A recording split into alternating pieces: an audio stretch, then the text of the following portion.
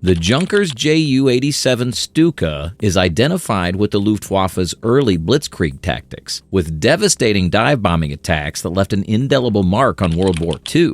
However, as the war proceeded, the Stuka's flaws became clear, compelling German engineers to design a daring successor, the Junkers Ju-187, an aircraft distinguished by its innovative and contentious rotating tail design.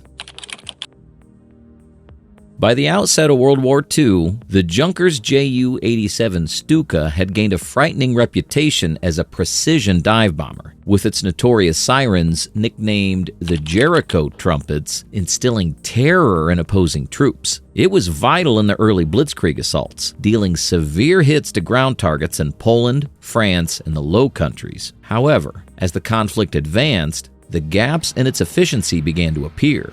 During the Battle of Britain in 1940, the Ju-187's deficiencies became brutally obvious. While it was extremely efficient against undefended ground targets, it could not compete with newer aircraft such as the British Spitfire and Hurricane. Its poor speed and lack of maneuverability made it an easy target, resulting in massive losses. The Luftwaffe quickly realized that the Stuka was vulnerable without air supremacy. Despite recovering utility in other theaters, like North Africa and the Eastern Front, where air superiority was less contested, the Ju-187 was beginning to show its age. As Allied aircraft technology evolved and their air defenses improved, the Luftwaffe required a replacement, an aircraft capable of matching the Stuka's precision while correcting its major flaws. The Ju-187 was envisioned as the next step in this evolution, a dive bomber capable of operating in more difficult environments. Junkers engineers sought to create an aircraft that combined the Stuka's renowned precision with increased speed, better defensive capabilities, and a more streamlined design to reduce drag and improve survivability. The Reich Air Ministry supported the project, recognizing that Germany's continued success in air-to-ground operations was dependent on modernizing its fleet. The Ju-187 was more than just a replacement. It was designed to restore the Luftwaffe's primacy in tactical bombing operations. Its accomplishment was viewed as critical to Germany's war effort, even as the difficulties of making such a leap became clear.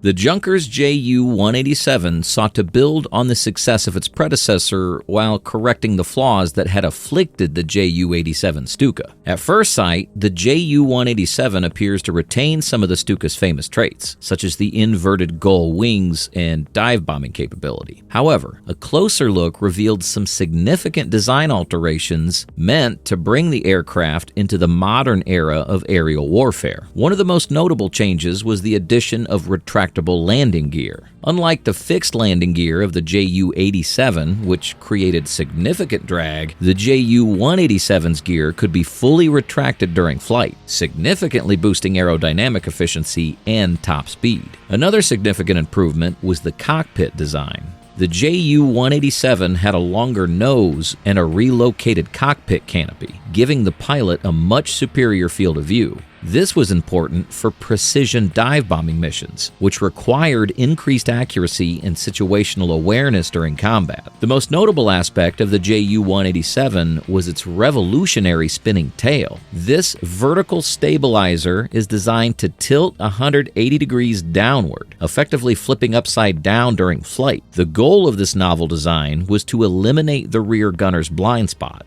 giving them an unobstructed field of fire and increasing the aircraft's defensive capabilities. While the revolving tail was a bold and innovative solution, it posed major technological hurdles. There were concerns regarding its effect on the aircraft's stability and aerodynamics, particularly during high-speed dives or evasive maneuvers. These considerations would later lead to doubts about the design's practicality. In many areas, the Ju-187 deviated from the standard dive bomber design. It was an ambitious attempt to combine the Stuka's precision and durability with the speed and survivability required for modern battle. Its daring design was both a tribute to German mechanical prowess and a bet on untested ideas.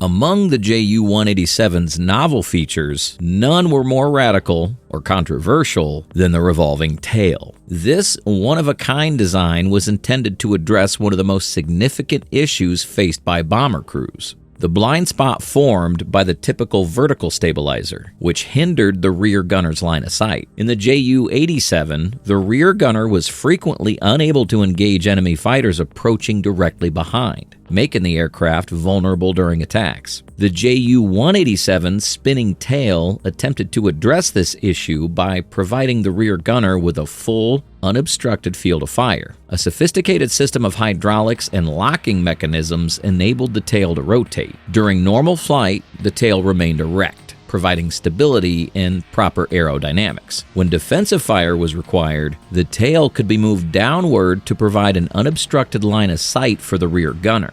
However, this innovation presented substantial obstacles. Engineers were concerned about how the rotating tail would affect the aircraft's stability, especially during high-speed dives. The mechanism's increased weight and complexity generated concerns about reliability in combat situations, where maintenance and repairs were frequently rushed. In principle, the spinning tail may have made the Ju-187 one of the most defensively proficient dive bombers at the time. By giving the rear gunner a full range of motion, it considerably improved the aircraft's capacity to defend itself against enemy attacks, a critical advantage in contested skies. Despite its potential, the revolving tail was a double-edged sword. Its complexity increased the aircraft's overall weight while reducing its speed and maneuverability. Furthermore, the mechanism's unknown reliability made it potentially a liability rather than an asset in the heat of battle. The rotating tail exemplified the Ju-187's overall philosophy: aggressive, forward-thinking engineering that sought to address current issues while posing new challenges. It was a gamble, reflecting the high stakes and ever-changing nature of aerial warfare.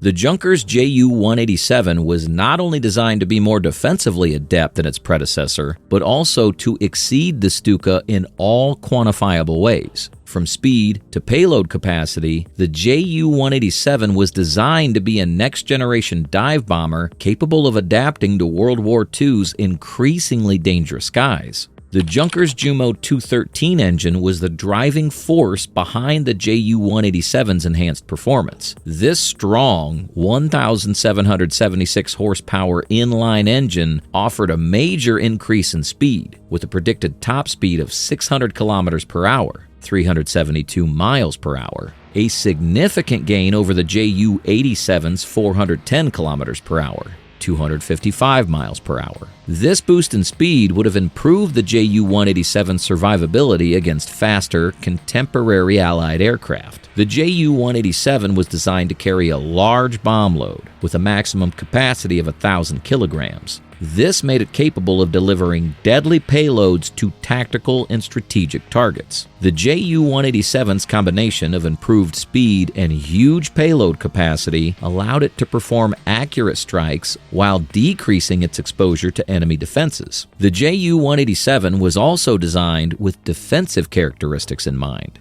The spinning tail was equipped with a rear-mounted MG-131 machine gun, providing better coverage than the Ju-87's defensive armament. This heavy-caliber weapon was intended to repel opposing fighters with improved firepower and accuracy. The Ju-187's combination of speed, payload, and defensive armament was designed to allow it to fly efficiently in highly contested airspace. Its faster climb rate and improved aerodynamics would enable it to dodge flak and jet strikes better than its predecessor. However, despite these expected enhancements, several within the Luftwaffe questioned the Ju-187's performance advantages. The incremental speed improvement, while significant, fell short of the capabilities of cutting-edge Allied aircraft such as the P-51 Mustang. Furthermore, the aircraft's increased weight and complexity generated concerns about its agility and dependability in combat situations. Despite its shortcomings, the Ju-187 represented a substantial advancement in dive bomber design. It was an effort to bridge the gap between the slow, susceptible aircraft of the early war years and the faster, more flexible planes that would dominate the skies later in the battle.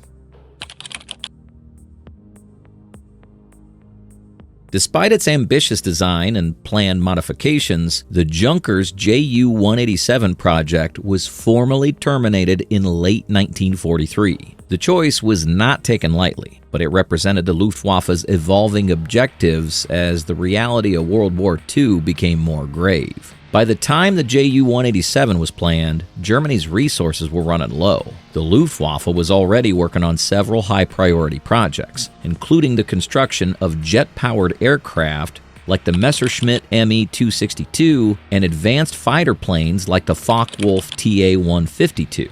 These cutting-edge designs necessitated tremendous cash, resources, and people, leaving little room for initiatives with simply incremental improvements. The Ju-187's reliance on piston engines also hurt it. As the Luftwaffe became more concentrated on jet propulsion, piston engine aircraft were regarded as relics of the past. While the Ju-187 had theoretical advantages over the Ju-87, it was unable to match the revolutionary potential of jet aircraft in terms of speed and versatility. Allied breakthroughs in radar, anti-aircraft artillery, and fighter technology reduced the value of a dedicated dive bomber such as the Ju-187. By 1943, the Luftwaffe required multi-role aircraft capable of adjusting to rapidly changing battlefield conditions, roles for which the Ju-187 was unsuitable. The cancellation of the Ju-187 reflected not just strategic priorities, but also the aircraft's shortcomings. While its rotating tail and improved engine presented fascinating possibilities, the whole design was deemed too complex and costly to justify manufacturing, particularly given Germany's decreasing resources and the war's rising demands. The Ju-187 joined the expanding list of experimental aircraft that never flew. From asymmetric designs to flying wings, Germany's aviation industry was full of ambitious proposals that were eventually abandoned as the Luftwaffe struggled to adapt to the realities of modern warfare. Today, the Ju-187 remains an interesting footnote in aviation history. While it never flew, its novel features and lofty ambitions demonstrate the inventiveness and challenges of wartime engineering.